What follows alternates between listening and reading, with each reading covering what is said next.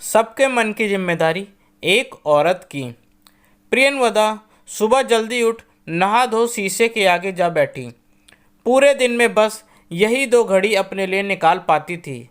लंबे केसुओं में से गिरती पानी की बूंद जब लुढ़क कर उसके गलों पर गिर रही थी तो उसकी सुंदरता देखते बनती। जल्दी से बालों को सुलझा जूड़ा बनाया, लंबी मांग भरी और बिना खुद को निहारे फटाफट नीचे चल दी। आज शादी की 22 साल बाद भी नई नवेली दुल्हन सी लगती।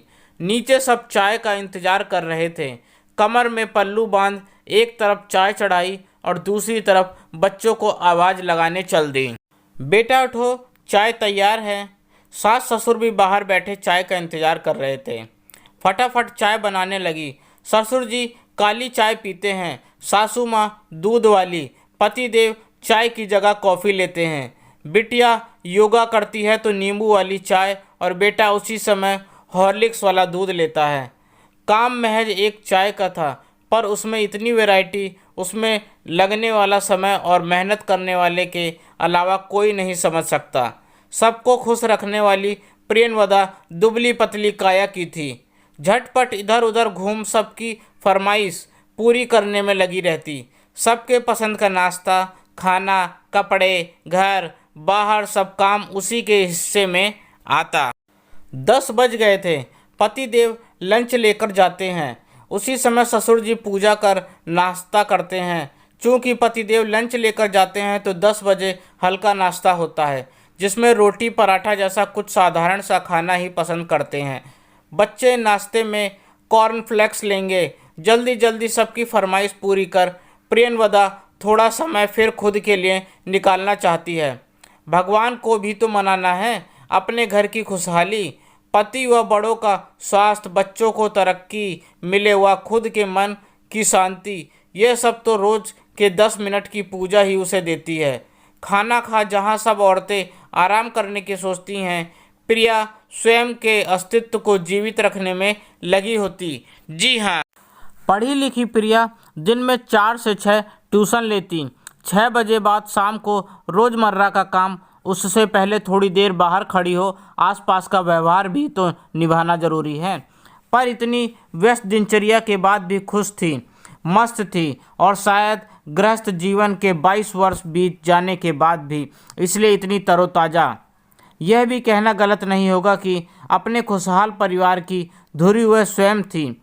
एक दिन वह कहीं चली जाए तो घर अस्त व्यस्त हो जाता। इतना सब होने के बाद भी सासू माँ के मुंह से सुनती, काम ही क्या है हमारे घर, बस सुबह चाय, फिर बेटा ऑफिस टिफ़िन ले जाता है तो उसी के खाने के साथ सबका खाना तैयार हो जाता है।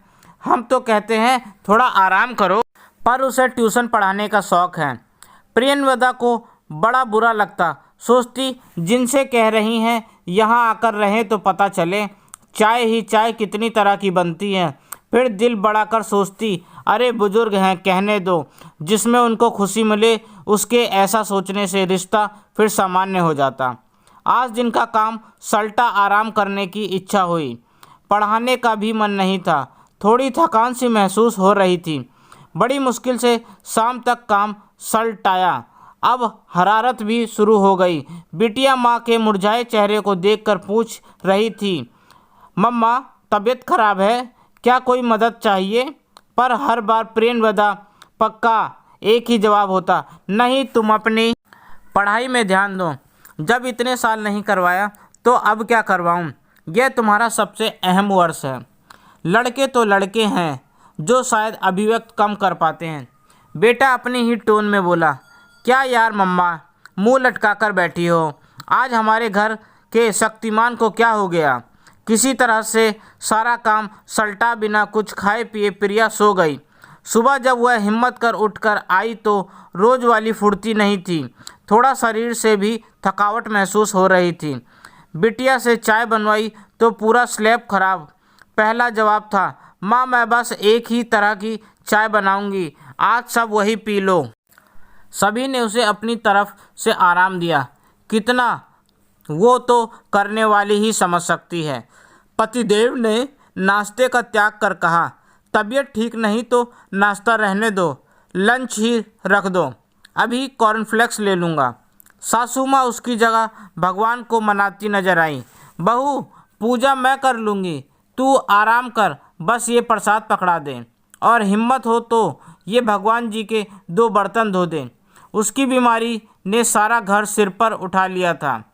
थोड़ी देर आराम कर जब वह वापस आई, सभी प्रश्न भरी निगाहों से उसकी तरफ देख रहे थे, जैसे कहना चाह रहे हों अब तो आराम है। वह धीरे धीरे अपने काम में लग गई। सबने उसे काम करते देखा तो सोचा सब सामान्य है, फिर सब अपने में व्यस्त हो गए। मन में सोच रही थी, मैं सारे घर का रोज करती हूँ, सबके मन का करती हूँ, क्या किसी के भी मन में मेरे लिए कोई भाव नहीं? आज मेरी एक दिन की पीड़ा को कोई नहीं सह सकता, कोई महसूस नहीं कर सकता। क्या मेरा रसोई घर के अलावा इन सब की भावनाओं में कोई वजूद नहीं? सच में सबके लिए करने वाली का आज कौन करेगा? रह रहकर यही सोचती रही। क्या कभी कोई यह नहीं सोचता होगा कि मेरी भी रोज़मर्रा के काम से हटकर कुछ अलग करने की इच्छा होती होगी? मेरी भी भावनाएं होंगी, मैं भी कभी थकती हूँ। जब मैं सबके लिए सोचती हूँ तो मेरे लिए सोचने की जिम्मेदारी किसकी है? क्या एक औरत का ही फर्ज है सबके मन का करना? क्या घर में कोई यह सोचने वाला नहीं है कि अंदर से बिखरी होने के बाद भी मैं सबके लिए संवरी होती हूँ? मैं संवरना महसूस करने वाले यह नहीं सोच पाते कि क्या कभी मैं भी अंदर से बिखर सकती हूँ? सोचते सोचते समय बीत गया। बिना कुछ खाए प्रिया को नींद आ गई। पतिदेव बार बार देखते रहे पर उठाना उचित नहीं समझा। रात को तेज बुखार महसूस हुआ। सब सो रहे हैं तो माँ, पत्नी व बहू होने के नाते उसकी जिम्मेदारी बनती है कि किसी की नींद में खलल ना हो। चुपचाप धीरे से उठी और दवाई खा सो गई। सुबह खिड़की से आती सूरज की किरण मुंह पर पड़ी तो नींद खुली। समय देखा तो 9 बज रहे थे। घबराई प्रियनवदा फटाफट उठ नहाने चल दी। मन ही मन सोच रही थी, आज मैं समय पर उठी नहीं तो घर का पता नहीं क्या हाल होगा। हिम्मत जवाब दे रही थी पर विचार आ रहा था सब अस्त व्यस्त होगा। अम्मा बाबूजी को चाय भी नहीं मिली होगी, बच्चों को दूध, पतिदेव को टिफिन। देखा तो पूरा घर करीने से सजा हुआ था। माताजी रसोई में लगी हैं और बिटिया आज वहीं पढ़ाई कर रही है। बीच बीच में दादी की मदद भी करती जा रही थी। आज पूजा का जिम्मा बाबूजी ने ले लिया है। पतिदेव नाश्ता कर चुके हैं। उसे देख बोले, अरे प्रिया आ गई, कैसी हो? आज आराम करना, दिक्कत हो तो फ़ोन कर देना, मैं ऑफिस के लिए निकल रहा हूँ। बिटिया फटाफट चाय ले आई। मम्मा, तुलसी के पत्तों की चाय खास आपके लिए दादी ने बनाई है। मन में 2 तरह के विचार चल रहे थे। एक तरफ भावुकता थी, देखो मैं कितना गलत सोच रही थी और मेरे परिवार वाले मेरे लिए कितना कर रहे हैं। हमेशा सास का रौब रखने वाली अम्मा आज अपना रुतबा छोड़ चाय पिला रही हैं। दूसरी तरफ नकारात्मक विचार थे, क्या मेरे बिना भी यह सब लोग व्यवस्थित रह सकते हैं? मेरी इन लोगों को कोई ज़रूरत नहीं। इतने में अनायासा ही मुंह से निकला, पापा का टिफ़िन। आज वो टिफ़िन नहीं ले गए हैं, बिटिया ने कहा। सासू माँ ने बीच में ही जवाब दिया, अब बीबी के हाथ का खाना अच्छा लगता है। बोला, बिना तेल के चटपटी सूखी सब्जी ही टिफ़िन में अच्छी लगती है। माँ, प्रिया जैसी तुम नहीं बना पाओगी और इतनी फुर्ती से काम भी नहीं कर पाओगी। आज वहीं खा लूँगा। माँ की बात सुन दिल थोड़ा खुश हुआ। सासू माँ बोली, बीमार मत पड़ा कर, अब काम की आदत छूट गई है। तुम्हें बीमार देखकर हम सब लाचारगी महसूस करते हैं। सासू माँ के शब्दों में प्रेम और उलाहना दोनों था, पर प्रेम ज़्यादा महसूस हुआ। ससुर जी ने प्रसाद दे कहा, खा लो, माता का प्रसाद है, जल्दी ठीक हो जाओगी। तुम्हारे बीमार पड़ने से सारे घर का नीरसता छा जाती है। इतना प्रेम उसने खुद के लिए पहली दफ़ा महसूस किया। रात को अपने मन में आए विचारों को सोच अपने आप को कोसने लगी। सोचा, परिवार में जिसकी जो जिम्मेदारी होती है वह अपने हिस्से की जिम्मेदारी अपने तरीके से निभाता है। मौका पड़ने पर मदद करना ही तो परिवार है। आज उसे अपने परिवार का बेइंतहा फ़र्क हो रहा था। सबके मन की जिम्मेदारी एक औरत की है और उसके मन की, शायद समझो तो पूरे परिवार की।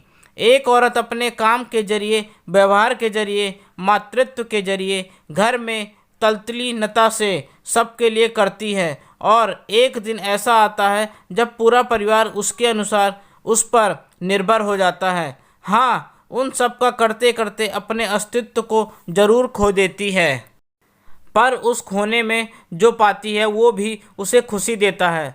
वहाँ ज़रूरत है उसके समर्पण को समझने की, जहाँ वह एक अकेली अपने पूरे परिवार को खुशी दे सकती है। वहीं पूरा परिवार मिलकर उस एक की खुशी का ध्यान दे तो वह उसी में अपने करे की उपलब्धि मानती है, और यही सकारात्मक सोच अपनों के लिए समर्पण का कारण बनती है। कलर्स चैनल पर एक सीरियल बैरिस्टर बाबू में नायिका जो कि छोटी सी बच्ची है, वाकपट्टू है, जब चाचा ससुर उसे घर के लोगों के प्रति उसकी जिम्मेदारी समझाते हैं, एक औरत का घर के प्रति फर्ज बताते हैं, तो वह प्रश्न करती है, जब सबके लिए सोचने की जिम्मेदारी एक औरत की है तो उसके लिए सोचने की प्रश्न बड़ा अहम है और बहुत गहराई लिए। सच में जो सबके लिए करती है उसके लिए कौन सोचेगा। जी हाँ, घर में रहने वाला हर शख्स एक दूसरे के लिए सोचता है, बस महसूस करने के तरीके अपने हैं। अपनों के लिए क्या जाहिर नहीं किया जाता, उसे महसूस किया जाता है। दोस्तों, आपको मेरी यह कहानी कैसी लगी, प्लीज़ कमेंट द्वारा ज़रूर बताएं। आपके सुझाव मेरे लिए बहुत महत्वपूर्ण हैं, और मेरे चैनल को सब्सक्राइब करना ना भूलें। आपका अपना दोस्त, धन्यवाद।